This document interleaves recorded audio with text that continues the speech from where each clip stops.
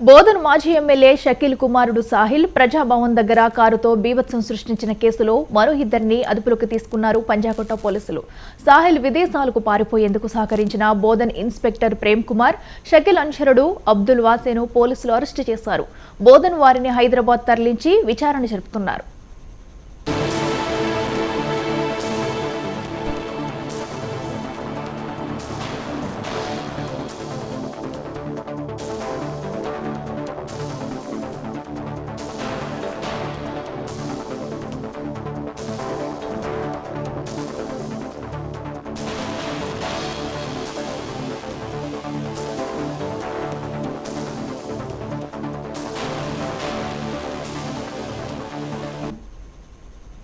బోధన్ మాజీ ఎమ్మెల్యే షకీల్ కుమారుడు సాహిల్ ప్రజాభవన్ దగ్గర కారుతో బీభత్సం సృష్టించిన కేసులో మరో ఇద్దరిని అదుపులోకి తీసుకున్నారు పంజాగుట్ట పోలీసులు.